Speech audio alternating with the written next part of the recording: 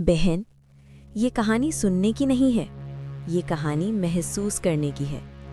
क्योंकि जिनके जीवन में सबसे ज्यादा मौन होता है, उन्हीं के भीतर सबसे ज्यादा तूफान चलता है।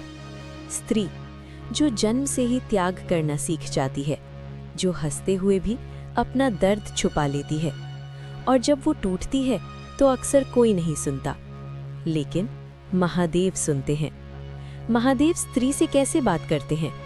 महादेव शब्दों से नहीं बोलते, वो आदेश नहीं देते, वो चेतावनी नहीं चिल्लाते। महादेव संकेत देते हैं, संकेत जो धीरे धीरे आते हैं, संकेत जो आत्मा को छूते हैं, संकेत जिन्हें समझ लिया जाए तो जीवन बच जाता है, और जिन्हें अनदेखा कर दिया जाए तो दर्द गहराता चला जाता है। संकेत पहला, बिना कारण आंसू।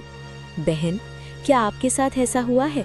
सब ठीक होते हुए भी अचानक आंखें भर आना, रसोई में काम करते हुए हाथ रुक जाना, रात को सब सो जाएं और आपकी नींद ना आए। शास्त्र कहते हैं, जब आत्मा पर बोझ बढ़ जाता है तो शरीर संकेत देने लगता है। आंसू कमजोरी नहीं होते, आंसू आत्मा की भाषा होते हैं। महादेव कहते हैं, तू बहुत देर तक चुप रही, अब मैं तेरे आंसू गिन रहा हूँ। संकेत दूसरा, शिव नाम सुनते ही मन कांपना। बहुत सी स्त्रियां ये अनुभव करती हैं, जैसे ही ओम नमः शिवाय सुनती हैं, दिल भारी हो जाता है। बहन, ये कोई भावुकता नहीं, ये वो क्षण होता है जब आत्मा अपने रक्षक को पहचान लेती है, जैसे बच्चा माँ की गोद में सांस छोड़ देता है।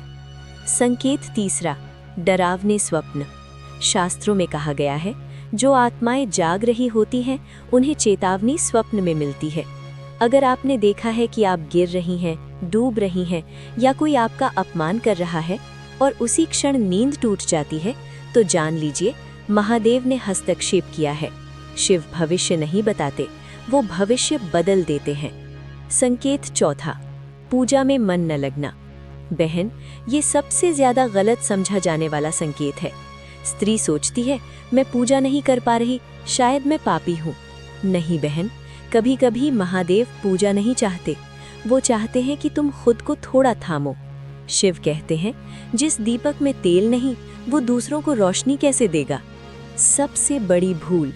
अब ध्यान से सुनिए बहन, महादेव एक बात से दुखी होते हैं, जब स्त्री खुद को तुच्छ समझने लगती है, जब वो सोचती है कि मैं ही गलत हूँ, मेरी वजह से सब परेशान हैं, मुझे सहना ही चाहिए। शास्त्र कहते हैं, जो स्त्री खुद को ही त्याग देती है, वो अपने धर्म से भटक जाती है। शिव संकेतों की परीक्षा। बहुत समय पहले एक स्त्री थी, नाम कोई नहीं जानता, क्योंकि वो हर स्त्री जैसी थी। वो कम बोलती थी, ज्यादा सहती थी, हर रोज शिव के सामने दीपक जलाती, लेकिन कुछ मांगती नहीं। एक दिन दीपक जलाते हुए उसके हाथ कांप गए, दीपक बुझ गया। उसने शिव की ओर देखा और पहली बार बोली, महादेव, अगर मेरा सहना धर्म है तो मुझे शक्ति दीजिए, और अगर मेरा सहना पाप बन रहा है तो मुझे रोक लीजिए। उस रात कोई चमत्कार नहीं हुआ, लेकिन अगले दिन उसके भीतर डर मर गया, और जहाँ डर मरता है वहाँ अत्याचार टिक नहीं पाता। संकेत पांचवा, अकेलेपन की चाह। बहन, अगर आपको अकेले रहना अच्छा लगने लगा है तो समझिए आत्मा अपने आप को साफ कर रही है। महादेव भीड़ में नहीं मिलते, वो मौन में मिलते हैं। अंतिम संकेत, ये कथा आप तक पहुंचना। अब आखिरी बात, अगर आप ये पूरी कथा सुन पा रही हैं तो ये भी एक संकेत है। महादेव कह रहे हैं, अब तेरे जीवन का भार मैं उठा रहा हूँ। याद रखिए बहन, महादेव स्त्री के आंसू व्यर्थ नहीं जाने देते, या तो वो आंसू सुखा देते हैं या कारण मिटा देते हैं। जो स्त्री महादेव पर छोड़ देती है, उसे शिव संभाल लेते हैं। अगर ये कथा आपकी आत्मा तक पहुंची तो मौन में एक बार मन से कहिए, ओम नमः शिवाय, और इसे किसी एक स्त्री तक जरूर पहुंचाइए जो आज भी चुपचाप सह रही है। महादेव सब देख रहे हैं।